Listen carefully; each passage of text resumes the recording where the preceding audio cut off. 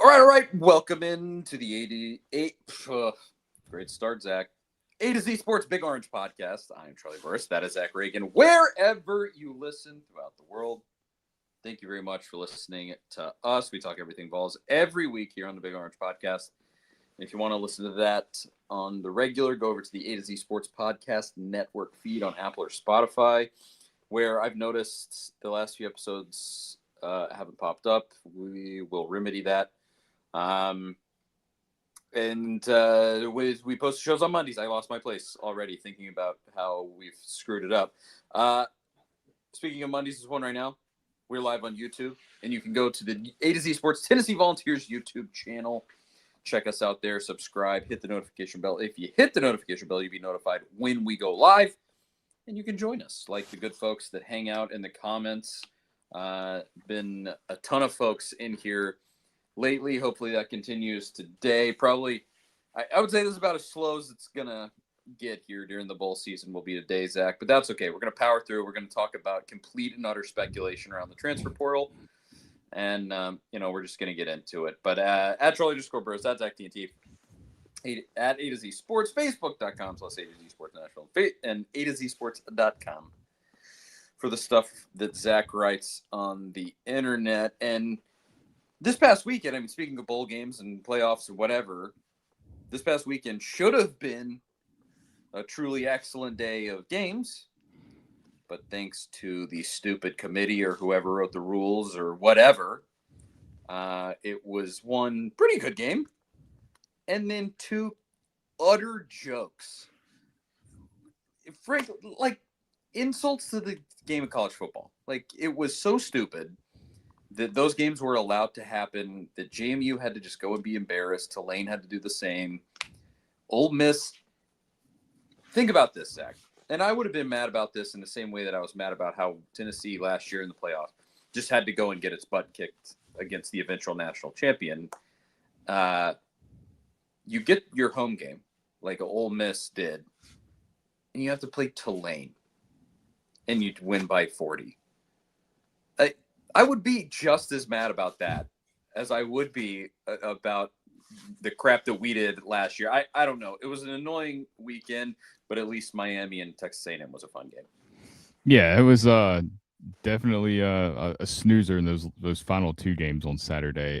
I agree. It seems like the answer to this is very simple. Although there's a lot of answers that we need in college football right now. As far as the group of five stuff, just if they're in the top 12, let them play in the tournament. If they're not in the top 12, don't. It seems pretty easy. Yep. If you have a group of five team that goes on a heck of a run and truly deserves it, they'll be ranked, up there in that area, and we'll see that happens type deal. But otherwise, what are we doing? Everybody knows that, Vanderbilt or Notre Dame or even a Texas was better than these James Madison and Tulane and would have given us better games, but the lack of foresight putting this 12-team playoff together gave us this. And it's so weird too. You mentioned kind of the seeding there. Just a quick thought on this. Ole Miss and Texas A&M were ranked number 6 and number 7, I believe, in the rankings.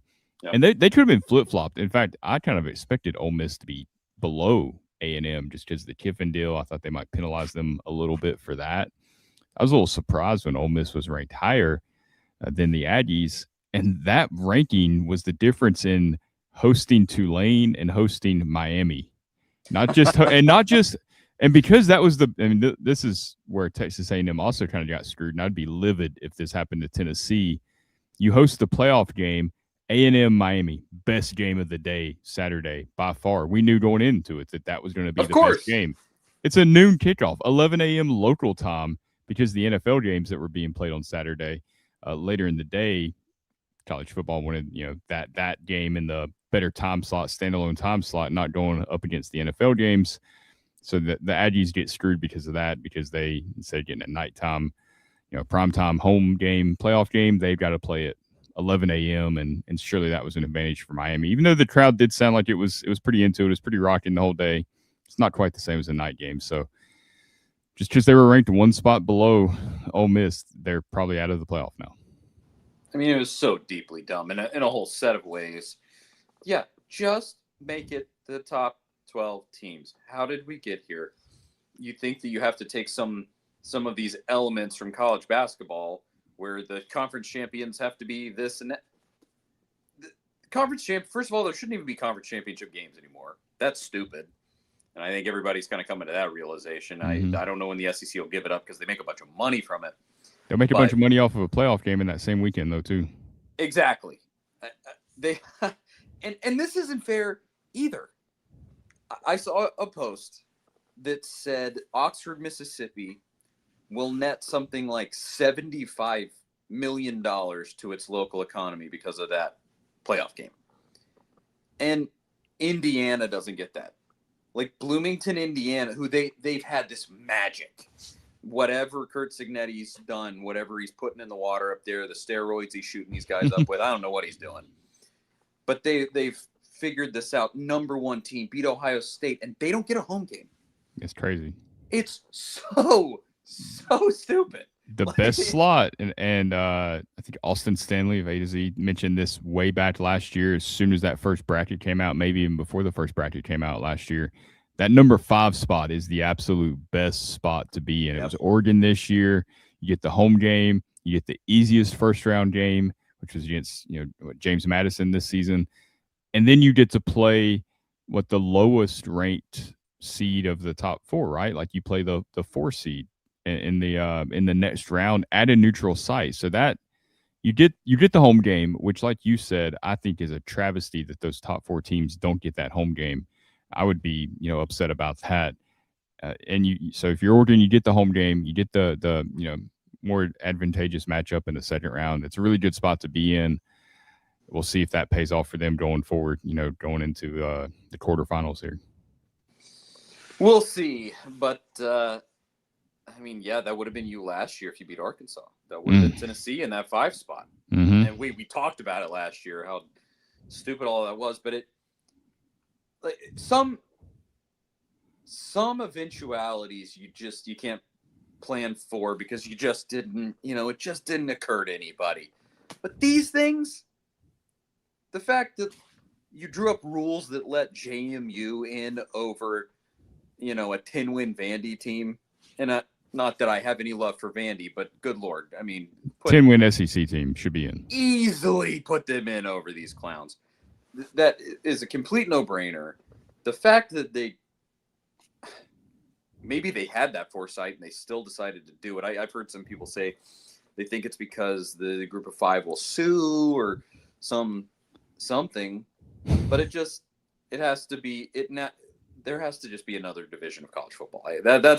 We're heading there. What's crazy is if Miami had just beat Louisville and won the ACC, none of this. Well, you still would have had James Madison or Tulane. I guess would have played Oregon likely, or however it would have shaken out at that point. But that would have prevented that extra group of 5 team from coming in. Just they got in over Duke basically. So really, if Notre Dame is upset about not making the playoff, it's Miami's fault on 2 occasions. For one, Miami beat Notre Dame early in the season, and then Miami losing that game to Louisville ended up having an impact on Notre Dame making the playoff. Crazy. So, it's one of the greatest entertainment products on planet Earth. One of the highest grossing, biggest, highest profile entertainment products on God's green earth. And this is what we get. And the bad news is it's probably going to be even crazier next year. We don't know if they're going to change the playoff, add teams. It's kind of year by year at this point. But going into next season, this will impact Tennessee as they're hoping to get back to the playoff. You got that 9-game conference schedule. That's, I can't remember, was it 16 more? However it ends up being, 16 more losses, I guess, that the SEC will have as a whole, as a conference. That math might be off, but it's something like that. Good chance that a 3-loss SEC team has a really strong argument to make the playoff next season. Does it happen? Will they let the 3-loss team in? I know they did Alabama this season. That was a little different because it was the conference championship game was their 3rd loss, and that's another thing that everybody's arguing about. But if you have 3 regular season losses next season, that 9-game schedule, there's a good chance you'll still be deserving of a playoff spot. So it'll be interesting and nerve-wracking if Tennessee is one of those teams with 3 losses to watch how that unfolds. Just Stop it with all the nonsense. Put in your 12 or 16 best teams, or whatever it is. Let us watch the best football possible. Stop being stupid. Don't be stupid, you know? It's that easy. All right. We actually do have to move onward and upward to talking Tennessee, the bowl game coming up, the illustrious Music City Bowl against Illinois that I would say tens of Tennessee fans are excited for. We'll talk about that next week. Haven't had, although I guess this discussion that we're going to have is kind of relevant to that in some ways, specifically talking about the players that are going to transfer out. The biggest transfer so far of this cycle we found out about this week, Peyton Lewis, your backup running back, who was pretty firmly third fiddle this season. He's going to transfer out. And this, before we get to the quarterback talk and everything, I'm sure that's why everybody's going to tune in and going to want to discuss that. But Peyton Lewis transferring out, I can't say that it's a complete surprise. I hate it because I think he's an exciting athlete. At the same time, if you play the portal right, I'm not sure how much playing time he was going to get next year because Deshaun Bishop's going to be your guy. He's going to be your Dylan Sampson next year, you assume, with how he looked near the end of the season. And then you were probably going to pick up maybe just somebody out of the portal for depth. And I can see it. And now you have to pick up somebody. You do have DeJuan Morris, who barely played at all this season. But I don't know. What do you think about that transfer, Zach? It wasn't like totally shocking. It wasn't something I was expecting to happen. But at the same time, like you said, he wants to go get more playing time. I get it. We'll see where he ends up landing. Tennessee definitely has to go get another running back at this point. I thought even before Lewis, announced he was transferring, it might be a good idea to look to the portal for some depth, because you didn't sign a running back in the 26 class because you weren't able to get Savion Hyder, and that's something too to keep an eye on. Does Savion Hyder stay at Michigan, depending on how their coaching search plays out? I figure he probably does, because I know they've paid him money. It's gonna be hard to walk away from that. I'm sure Tennessee would be willing to pay him. That would be great if that works out, because he's a dynamic talent. I don't know if it will or not.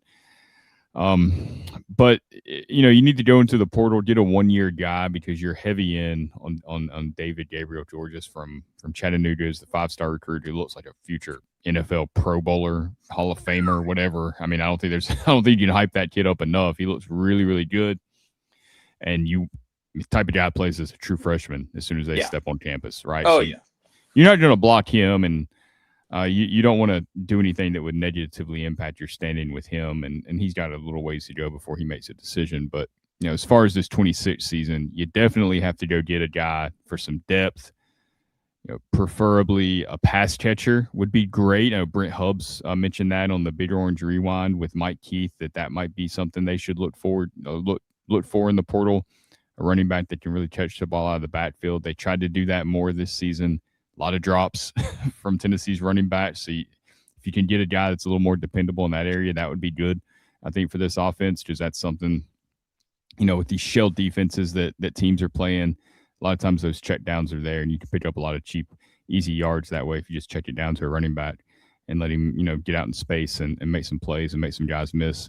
So we'll see what they go, target in the portal. It probably won't be one of the headliners, the running back names. I wouldn't expect that, because like you said, Bishop's probably going to be the guy for Tennessee, and they really like DeJuan Morris, even though we didn't see a ton of him. So I think it'll be something like that Star Thomas edition last season, where it's a guy that just is kind of out of nowhere that they like and they can pick up pretty easily.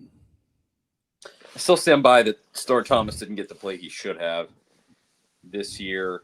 It felt a little, not in the same way, because Alvin Kamara is a far superior athlete. No offense to Star Thomas, but it did feel similar to that year where Hurd got so many touches over Alvin Kamara, and you were like, Butch, you realize, like, this guy, not only is he around just as good of a running back as Jalen Hurd was, but he could catch the ball out of the backfield.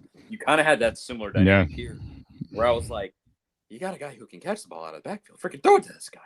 Like, what are we doing? But hey, it's over now, and Star Thomas is looks like he's gonna play in the bowl game, and fun year from him.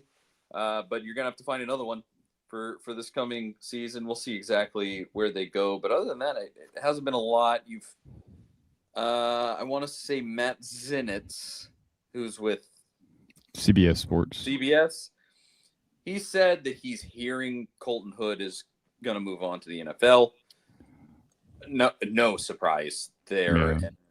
I mean, if he came to me and asked for advice, which he never would, but if he did, I'd tell him go to the NFL. I mean, you got to strike while the iron's hot. He had a phenomenal season.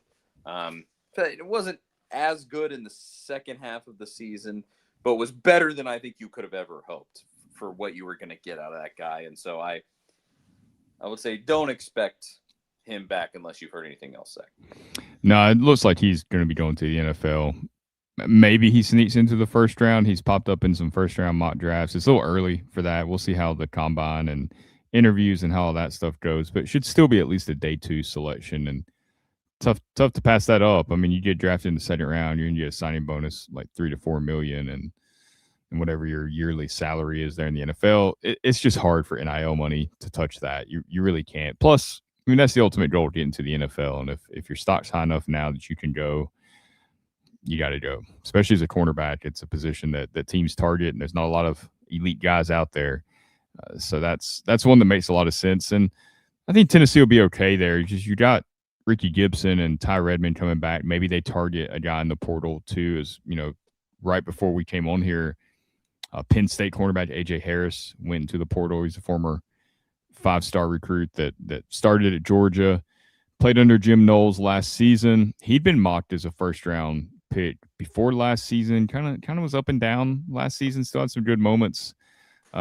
Some draft analysts are still really high on him. He was on the 24/7 Sports Freaks list a couple years ago, like for just his insane athleticism. So that's a guy that maybe you go, evaluate and see if you can land him, because he's already familiar with Knowles' defense. He could fit right in. You're going to need cornerback depth, however that shakes out with Gibson and Redmond. I don't know what they'll want to do there, but you saw going into this season, they're lucky that Hood and Redmond stayed healthy. Otherwise, they would have been in a bad spot. And Hood did get banged up there in a little bit in the second half of the year and was able to play through some stuff. But you need some depth there, that cornerback position, and just that guy having experience in Knowles' system would make a lot of sense. It would. I do like Chris Compton in the comments. He says, just weird letting a kid named Peyton walk. That's a fair point. And then I like this one too. Gilead says, the coolest nickname, Jalen Aircraft Carrier. We'll talk about basketball here in a little bit. I got to knock out this all of this portal talk first, but there's plenty of opportunity to be had at Tennessee for transfers if Tennessee will go and get them. And I said, I don't mean to be negative at all. Truly, I don't. We just haven't seen to this point Heupel go and be that aggressive guy in the portal, but the dudes are out there.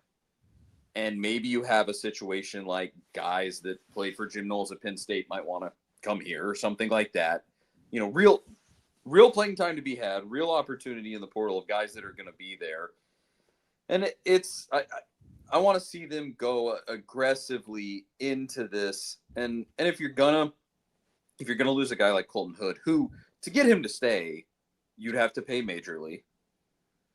And so you're not necessarily saving money there. You're going to have to spend that money and go out and use the money that maybe you would have given to him if he didn't have these high draft grades, and go and get more of these guys to play alongside Ricky Gibson. And, we'll see exactly where it goes. Portal doesn't open up till next month.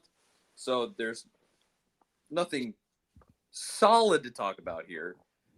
But that does lead us to the quarterback conversation.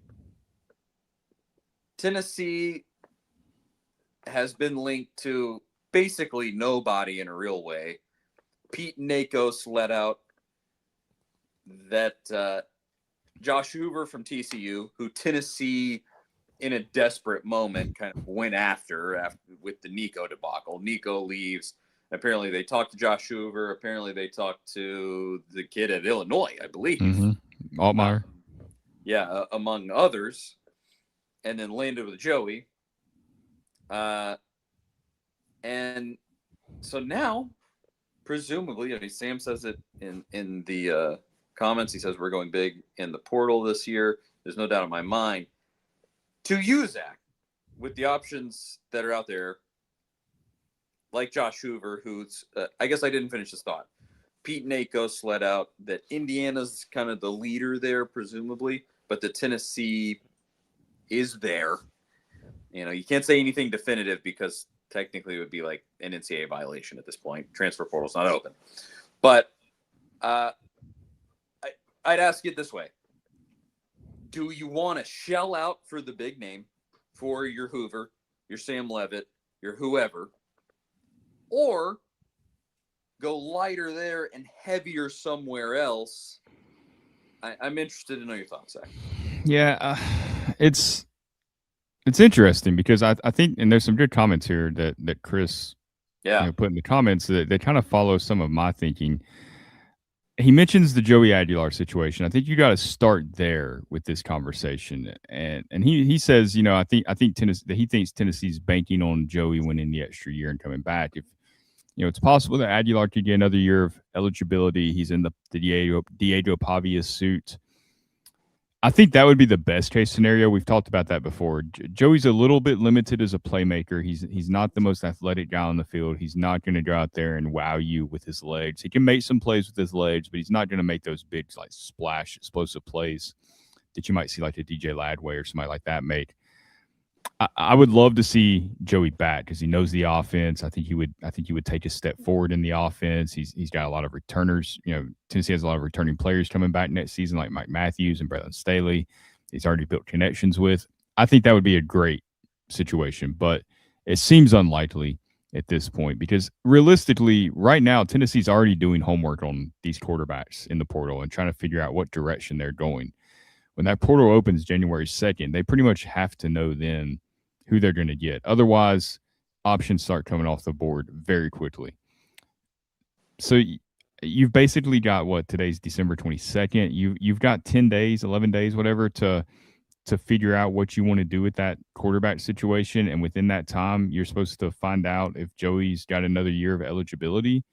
And it doesn't seem like that's going to happen. Like, it doesn't seem like a ruling is going to come down on that before January 2nd. And we've seen this stuff in the past. Like, Tennessee gets left in the dark. Nobody really knows what's going on. I just don't think they can bank on Aguilar coming back. So if we assume that option's off the table and you're going to go to the portal, it's then, do you want to start George McIntyre and Faison Brandon, who's going to be a true freshman coming in? Do you trust one of those guys who have a combined 9 pass attempts in college? And maybe one of those is the answer. I don't know. I mean, nobody knows. None of you know. We don't know. Josh Heupel doesn't know. You don't know until they play. Like, that's just the way that works. So do you want to roll with them and get a depth option at quarterback? I mean, Heupel's pretty much already said they've got to have a third quarterback. So that they'll add somebody, may not be a top option, maybe like a Gaston Moore type of third quarterback, but they will add somebody. Do you trust McIntyre and Brandon, or do you want to go get one of those top guys? And I just think with all the other needs you have, and Sam kind of mentions it here in the comments, spending $3 to $4 million on a quarterback could be considered foolish because, you know, a Brendan Sorsby, they're talking about he's going to get $4 million, and that's right now. You know, once the bidding starts, maybe that gets up crazy to $5 million. I don't think that's crazy to think about. Like, that could possibly happen. How much is Tennessee going to spend on this roster next season? We don't really know that, but let's just say like even a high number, like 30 million. Like, I don't know if it'll be that much, but if it's 30 million, you're probably already paying McIntyre and Faison, $2-3 million combined, at least, I'd say, coming out of high school. I bet Faison got at least $1 million, maybe $2 million coming out of high school. There's all kinds of numbers all over the place. You throw another 4 million on top of that, and you're talking about committing 7 million minimum to the quarterback position. That's a huge chunk of that 30 million that you're trying to pay your roster. And you've got a lot of defense, you got a lot of holes in that defensive side of the ball. You need multiple defensive linemen, you need some safeties. You might need a linebacker. I don't know how they view their linebackers with Perlette and Spillman, if they want to give them the job and run with it, or they want to bring in some depth. You might have to go get a corner.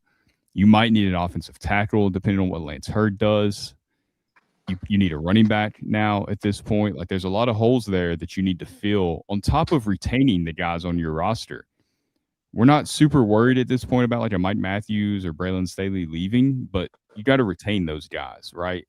Ty Redmond had a good year. I bet there's a lot of teams blowing his phone up and need cornerback help. You want to keep that guy. So I just don't know how you can fit that 4 million in. And maybe Tennessee finds a way. I'm not saying they won't, because we don't know. Nobody seems to know what Tennessee's plans are right now. I mean, they're being super secretive about it.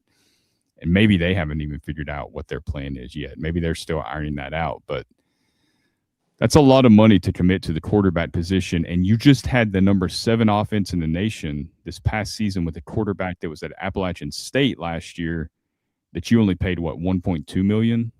So you don't have to have a $4 million quarterback to make this thing work. And in fact, if you commit that much money to the quarterback and you got to go cheap on defense, I don't know if that's a good idea.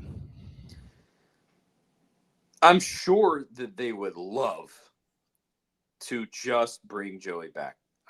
I guarantee you. And if the ruling comes down in time, I think that's what they will do, probably. But I don't think that's going to happen. He may get it another year, but I just would guess that it's going to be next year, far beyond the time when you would need it to be, to get him back on your team. Yeah.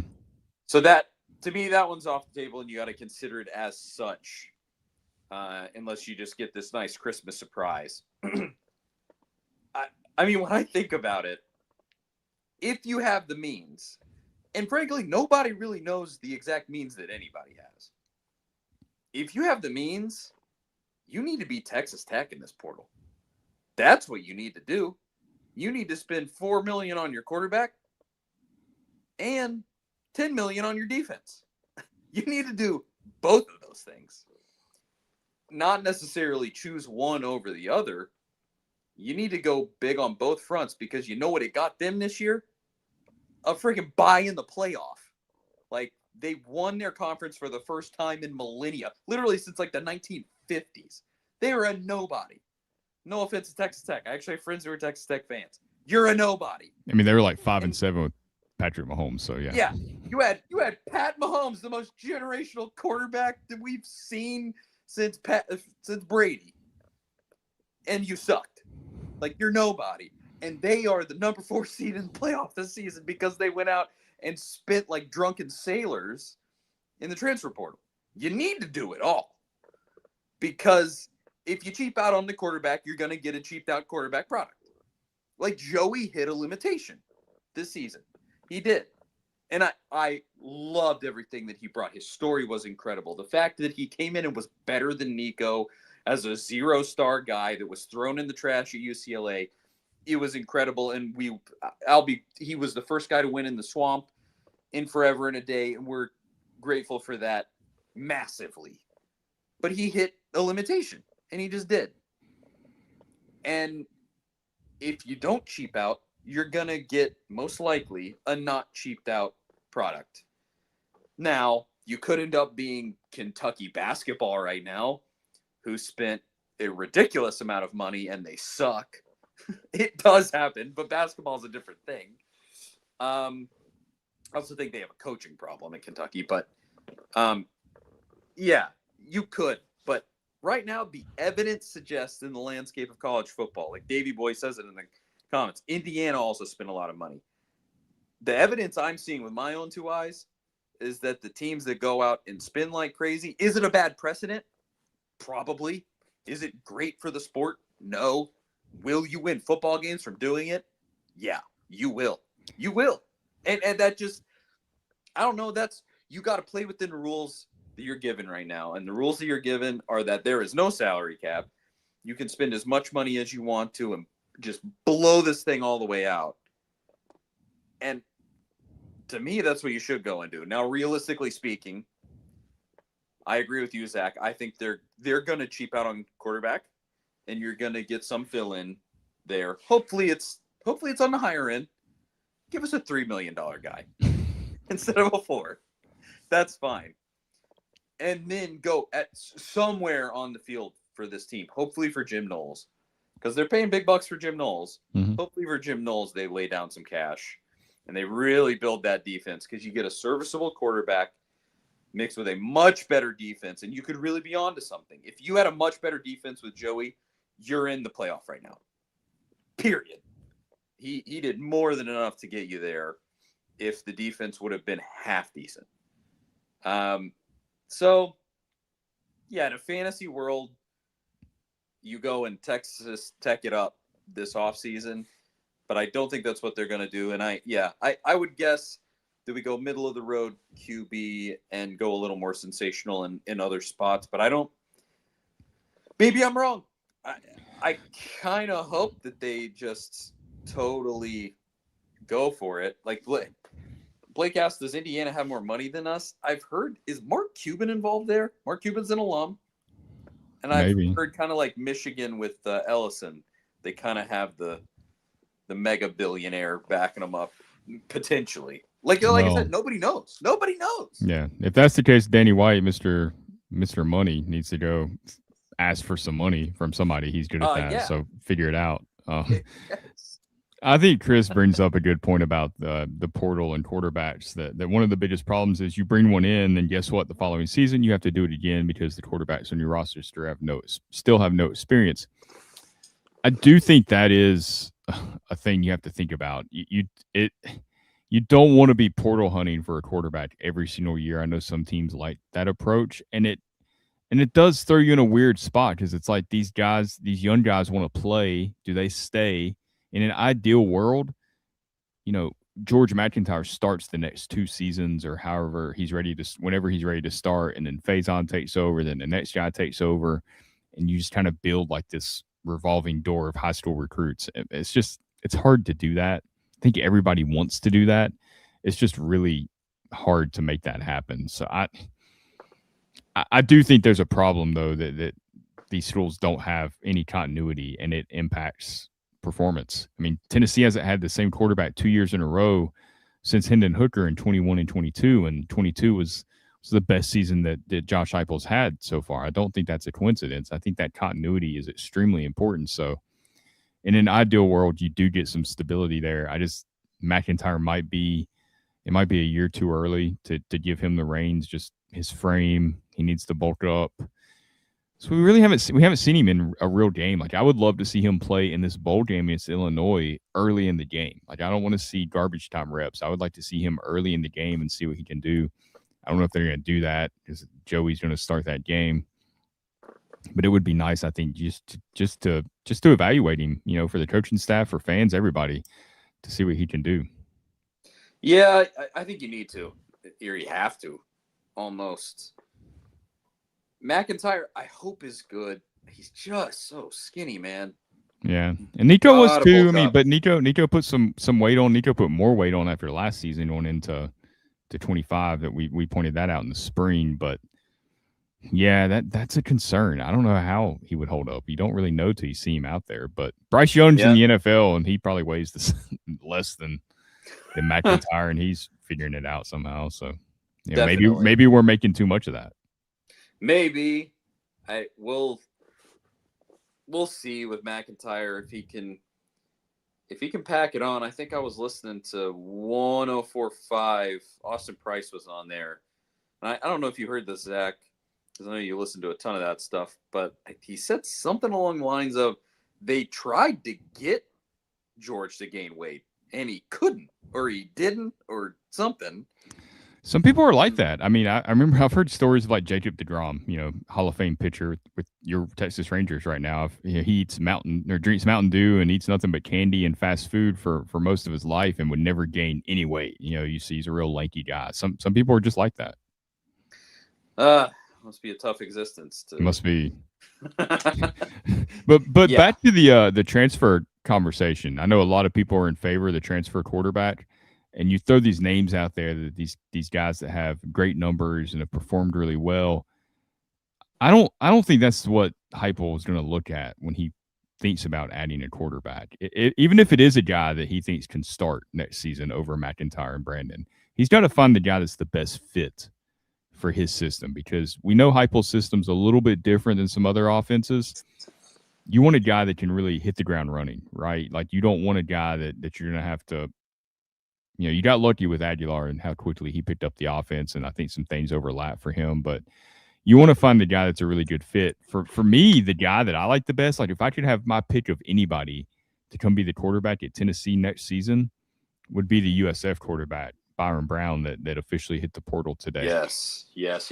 Can run, had like 1,000 rushing yards, can throw, just a really good player, dynamic player. But chances are he's probably going to follow Alex Golesh to Auburn, which is the other reason that you like him so much, is because he's played in that Golesh offense for the last 3 seasons at USF. Like, that is Josh Heupel's offense. So, I mean, he would be a seamless fit into the offense. He would immediately know all the concepts. He would understand the objectives, what that offense is trying to accomplish. It would just be a perfect fit. But, he hasn't committed to Auburn yet or anything. He can't until the portal opens in January. Maybe he decides to look around, and if he does, that's the one that I would love to see Tennessee get, just because I think it's just the perfect fit. Video game numbers, man. 3,158 yards passing, 28 touchdowns, 7 interceptions, 1,000 yards rushing, 14 touchdowns. He was the leading passer and the leading rusher. Yeah, that rushing USF. element, we haven't seen a quarterback that could use his legs as effectively as Hendon Hooker. Like since Hooker left, we haven't seen a guy at Tennessee that can run like him. Like, Milton was fast, Nico was fast, but they didn't have that field awareness and just that escapability and just that kind of natural instinct on the field to find the open space, get to the chains, pick up the first down. There's so many times Hendon Hooker did that in 2022. Go back and watch that Florida game. There were some 3rd downs and 4th down situations where Hendon Hooker kept those drives alive with his legs, and we just haven't seen that element from Joe Milton, Nico, or Joey Aguilar these last few seasons. I think that's something that really, just in general in college football, you need. I mean, you see how much it hurts Tennessee being on the other side of that and how frustrating it can be for a defense. That's why I would love to see Tennessee find the guy that has that, dynamic ability in the open field. And some of these other options, like Josh Hoover, for example, is another guy that offensively would be a good fit in Tennessee's system, I think, because he played in Kendall Briles' offense. There's a lot of overlap there with Kendall Briles' offense and Tennessee's offense. But he doesn't have that running ability. What did we say? He had like 15 rushing yards or something last season on 50-some attempts, or what was it? 4. 4. Now, that takes into account sacks, I think. Yeah, but still. Yeah, but comically low. And that, to me, that is almost a non-starter. Like, that sort of. I think you have to have that element. Like, in college football now, we already mentioned it, these defenses, they're playing, these high safeties. There's just so much open space there that you can pick up some of these yards. If defenses are kind of giving it to you, go get it, right? And you want a quarterback that can go get it. The most yards he had in any game was 20 against Colorado, and he scored a touchdown. He had, don't know how many times he got sacked in this game, but had negative 38 yards rushing against Arizona State. It's pretty impressive. Yeah, and not anything against Arizona State, but you're going to play tougher defenses in the SEC. Faster, much faster linebackers and DBs. Yeah, I love that Byron Brown pick. That you got to assume he's probably leaning Auburn just with the whole setup there, or maybe he wants to go outside of the Golesh Heupel offense. Yeah, maybe try to find something else. We're gonna find out soon enough. What's it, January 2nd? Mm-hmm. I think for the portal open up, gonna be a big day. And anything else with the portal, anything with the bowl game that you want to discuss? Our preview for the bowl game will be next week in terms of what we want to see, our prediction, yada yada. But anything else with football before we finish up with a little bit of basketball, Zach? No, I'm just intrigued to see how they approach this quarterback situation. We haven't really seen Heupel in this situation before. Like, you've always known who the quarterback was going to be going into that next season, just the way it was set up. And we really have no idea at this point. And Heupel is so tight-lipped on everything that it's a mystery to everybody. Maybe once we get closer, some more intel will start dropping. But until then, it's mostly just speculation, it seems like. And that's tough for us. It's tough for everybody because you don't know what's real, what's not real. Now that agents are involved in all this stuff, you get so many names thrown out there just as a way to create some leverage to make some of these deals. But, it ultimately comes down to what is Tennessee's budget, how much money do they have coming in, and how willing are they, to push the market forward too, because I think some schools are hesitant to do that, because once you give a top quarterback $5 million in the portal, well, next year it's $7 million. I mean, it won't be long before we're at $10 million, and that sounds crazy, but look at what coaching salaries have done. I mean, I remember, the first Tennessee coaching searches we were covering post Philip Fulmer. You're talking about, like, man, could they pay somebody like $5 million a year to come here? Would they actually spend that much? And now that's Group of Five coaching money. I was gonna look. Joey McGuire at Texas Tech. What is his salary? Let's see, $4.5 million was his base salary. Dang, that's like a deal at this point. And that's at wild spending Texas Tech. There's a good chance that this dude, with the way they've been spending money, ends up with a quarterback who's making more money than he is next year. That's crazy to think about. I mean, that's where we're at. And as I said earlier, do I think it's good for college football? No, I do not. And it's not just quarterback. It's edge rusher. It's offensive tackle. It's cornerback. Those are wide receiver. Those four positions are premium positions. It's just going to keep going up and up and up. All of those four positions right there for the top line starters, you're looking at $1 million plus, like, starting out. Like, you're not going to get a top player, one of those positions, for less than seven figures. And that's what you have to consider when you think about going out here to get another quarterback is, do we need this quarterback that has never played in this system before that may or may not be good, or do we need to go spread that money around and get 3 defensive linemen and an offensive tackle for that same money? We'll see what Tennessee does. That's why these general managers are so important, and personnel departments and all this stuff, because they got to figure all that out while identifying the talent, evaluating the talent, and retaining the talent. It's a lot.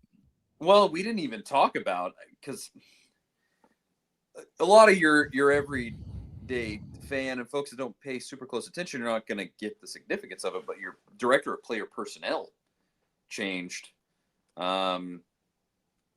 this week. I don't remember who went. The guy went to Missouri. Went to Missouri to essentially Bresky? be the GM. Bresky? Yeah. And then they're bringing in, I was trying to look, who all was it? I mean, it's not like I'm going to have some assessment of the guy that they're bringing in. I don't, none of us truly know who these people are. Well, we do know the guy they're bringing. I can't remember his name now. The guy that they're bringing in to serve, to kind of replace that guy or to step in. He had been with Billy High, who is basically Tennessee's GM. He doesn't have that title, but he's basically the GM. He had been the GM before UNC. And the guy they bringing in has worked with him before and is basically going to work with high school evaluation stuff, identifying the high school talent. That's going to be kind of his top role. So you've got a split of, a delegation of duties there, right? Like you've got this guy that's going to go lead the high school recruiting stuff and evaluating the talent. You got guys that are going to lead the transfer market and identify the guys you want to get there. So I think Tennessee's moving in the right direction with their front office setup, if you will, but that's new for everybody, and every program's got to figure out what works for them. It's a very unique deal. It's not like the NFL where you have these standard setups. Everybody's approaching this a little bit differently. there aren't a lot of rules in place, as we all know. So you've kind of got some freedom to be creative in the way that you structure all that and the way you approach all that. But it looks like Tennessee's, kind of moving in the right direction there. Ryan Smith. Yes. Is the guy, and he had been at Auburn previously. Yep. They need somebody, because we had this conversation via text, but I don't know what all Billy Hyde does on a day-to-day basis and what all the roles, how all that's chopped up behind closed doors. But I've been wholly unimpressed with the roster management under Josh Heupel. I mean, you just look at how many just kind of clown situations they found themselves in. Be it Mike Matthews, Ricky Gibson, Boo Carter, Tyler Barron, dating back even before that, every year. So many of these, and there's somebody to blame there. If it's Heupel, if it's High, if it's whoever, but the player management has been poor, and they've been on the cutting edge of NIL, and then somehow also had really poor player management in the NIL era. So I will say one thing that will help that, because Tennessee kind of dealt with some of that after, in between the portal windows at times. You had that, which, like the Ricky Gibson thing, came up before spring practice, I believe, last season. Yeah, so it was after the winter window. You don't have that spring window anymore, so that's a bit of leverage that players had that's no longer there, right? Like if you're still there after January 16th, whenever the portal closes, you don't have any other options at that point. I mean, unless you just want to go sit out a year or something. If you're going to play, you got to play where you're at. So that should help that some, but there were still too many instances of situations like that popping up where you just didn't see that in some other schools. Some schools did deal with that. We've seen plenty of it, but some other SEC programs weren't dealing with that kind of stuff. Yeah, just get it together. Whatever you got to do, and I think this is for a whole myriad of reasons. We are coming into a very telling off season. Mm-hmm. Josh Heupel, his staff, everybody. Still got some staff hires to make too. Oh yeah, probably I think you're going to end up with a very different defensive staff here in the next few weeks, and I'm sure the guys on that staff realize that. And that's important that they get that right too. Real quick on that, because Jim Knowles, if there was a lot of people talked about Penn State and how that didn't really go as expected last season. There's been all kinds of reasoning for that. Is this defense too complicated? How is everybody getting along? Even dating back to some of the Ohio State stuff, there were questions about if he got along with Ohio State's defensive line coach, Larry Johnson, who's a guy that has been at Ohio State since, Urban Meyer, was there 10 years ago, or first showed up 10 years ago. So that's something they've got to get right. You want to make sure that you got a coaching staff in there that agrees with Knowles' philosophy and they're all on the same page. That was a little bit of the issue at Ohio State, is Knowles wanted to use defensive linemen one way. Larry Johnson, respected defensive line coach, wanted to use defensive linemen a different way. Ryan Day kind of had to mediate some of that stuff. You don't want to get into a situation with Rodney Gardner that's like that. So, hopefully those two guys see eye to eye.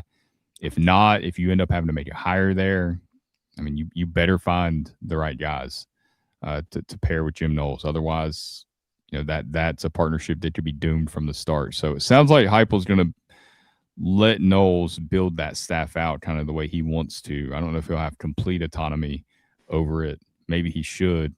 It's going to be interesting to see how that comes together. You got some guys that are on expiring contracts. Rodney Gardner's one of those.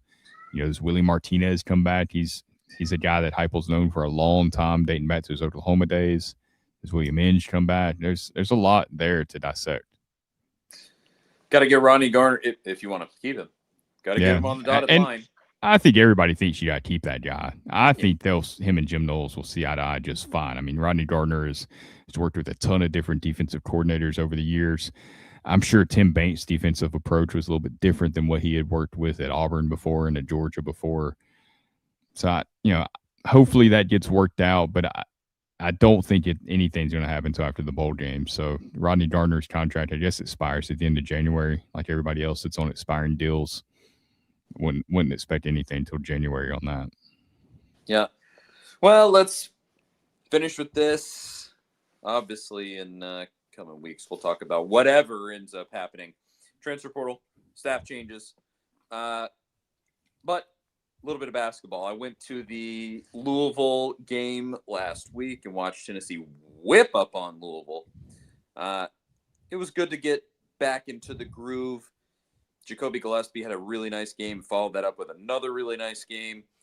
But I think the most encouraging thing that I saw from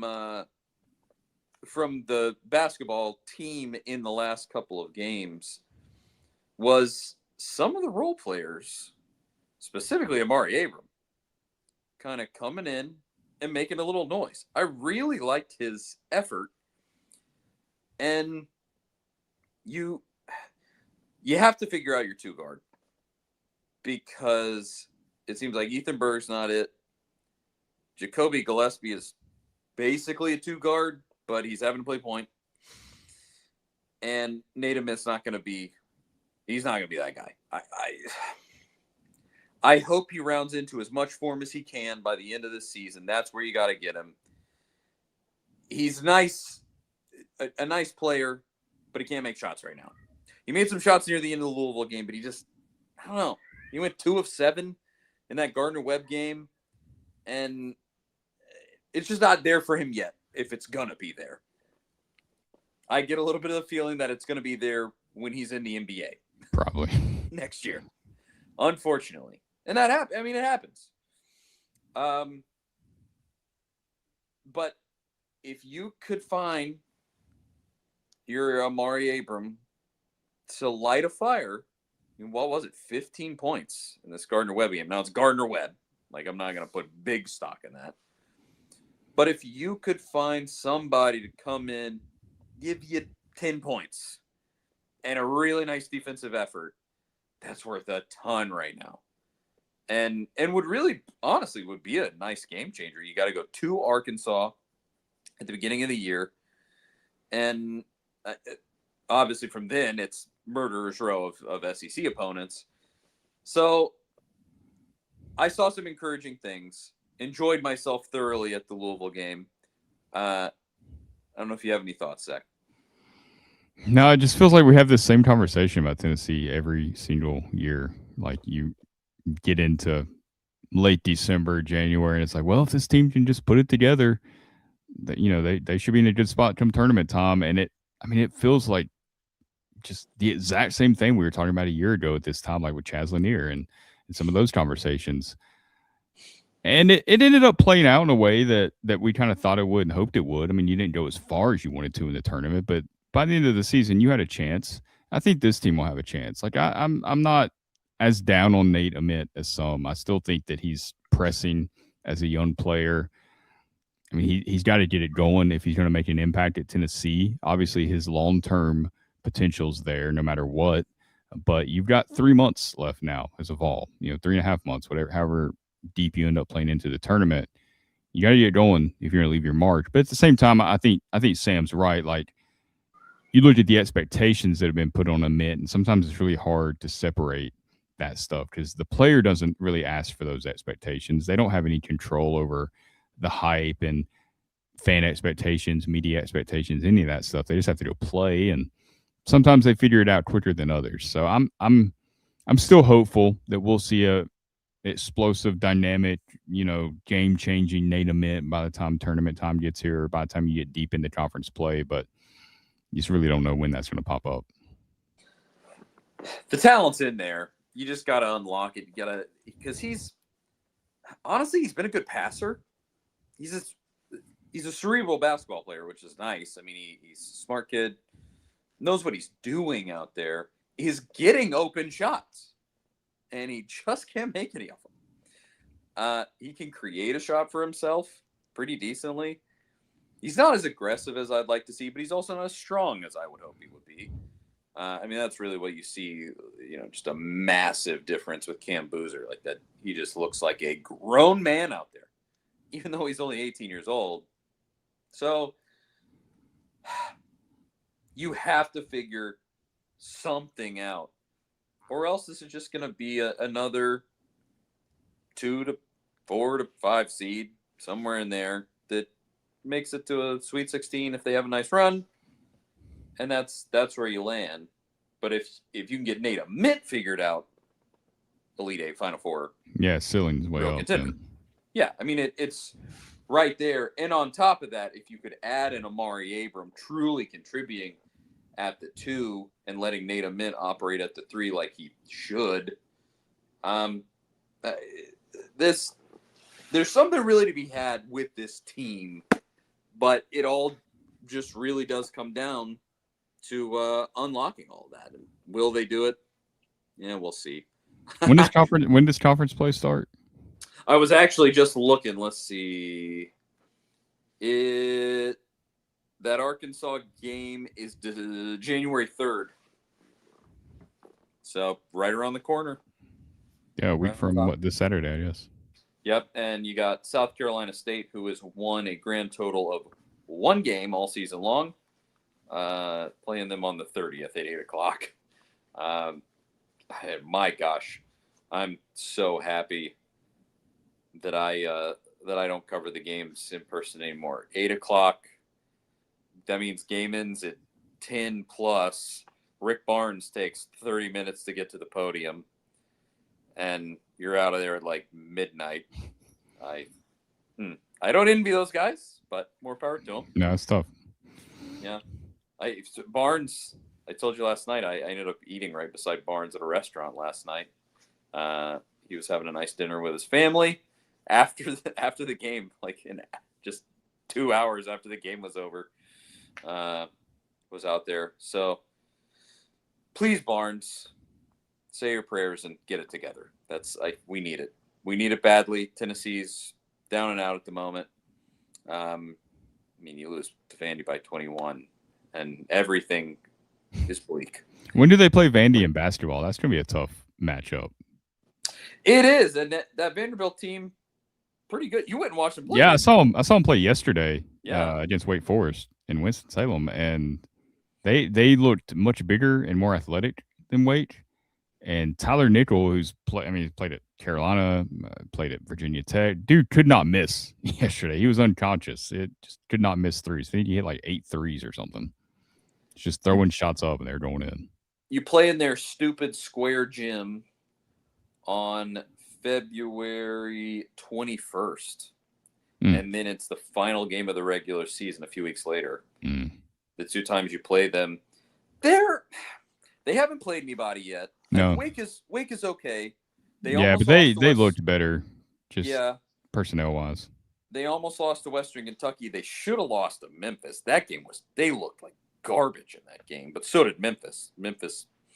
It was 2 clowns fighting each other, or whatever that meme is.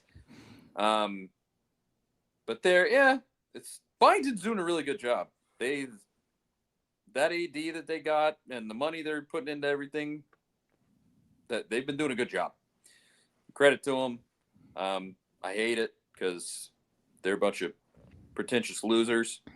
It just proves that it's not the coaches necessarily that you hire; it's the AD.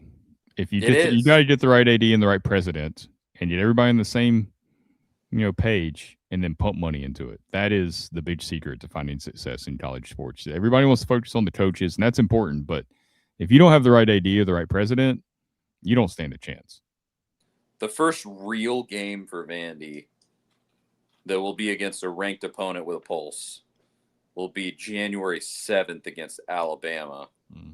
Luckily for them, it's in Nashville. They do play at South Carolina before that. So, yeah, we'll see. That's a show. Charlie Burris. Zach Reagan. Oh, if anybody has $5 or $6 million laying around, go and donate it to Tennessee to pay for this quarterback. We need you. Yes, earmark it for a quarterback only. We don't need another entertainment district popping up because yes, the entertainment district can kick rocks. You can go save G10 and go buy us a quarterback. I've seen some people with those renderings that are really upset, and I get it that driving along by the river, the view of the stadium would get blocked, or if you're coming up the river with this. I don't know if that's how it will actually look because, these things change and take on different forms. But if that's the case, I do understand. I mean, that's an iconic view. Why would you want to block that? at all. I don't love it, but that's what everybody's doing now, I guess. And I just get the feeling like Danny has higher aspirations. You can tell just in the stuff he's doing. And he's gonna build this stupid entertainment district that's eventually just like the shopping center with the I don't know, you don't live here, Zach, but shopping center with the Publix and the whole thing, like a Walmart couldn't survive in there. Yeah, some of these things that they build are away, like near a stadium, is away from where you're normally going just to hang out. Like, it doesn't make sense for most schools, honestly. It doesn't make business sense to me if they're asking me, and I've lived here my entire life. I don't think it's a great idea, and you're going to block the view of the stadium and tear down G10 and do the whole set of garbage. Stupid. And then, like I said, Danny has higher aspirations. I feel like he's going to build this dumb thing and then leave town. I just don't understand what the goal is. You've got a great tailgating scene, right? Tennessee's got one of the best, most amount of fans tailgating before games, just like most top SEC schools, right? Like that's the attraction. When you come to a football game, the several hours before the game, that's where you want to be. That's the grassroots. It's organic. That's where everybody wants to be. That's what you want to do. You want to break out the grill, however you tailgate. That's the attraction. You don't need these random restaurants and shops and all this stuff popping up to pass time. No, it's absolutely silly. Like nobody is going to that thing on a Tuesday night. No, you're not. If you know the layout of Knoxville, it's completely removed from anywhere that has people. Nobody is at the stadium other than on game days. It's dumb. But, far be it from me. I'm not the one with the money. I'm just the guy that hosts this silly show. Charlie Burris, Zach Reagan, A to Z Sports Big Orange Podcast. Thank you to everybody. Comments were on fire again tonight, especially on YouTube. We appreciate y'all. I say it every week. Couldn't do it without you. Mean it every week. And that is it. We'll be back with the bowl game preview next Monday. And we will talk to you. Well, I did the same thing again, Zach. The same thing. What is this? The third time I've done this now? Since I have to use two different streams on two different devices. And I don't have the stream open to end it. Wait. Stand by. All right. So almost as smooth as the intro. We really nailed it this week. We'll talk to y'all next week. See you guys later.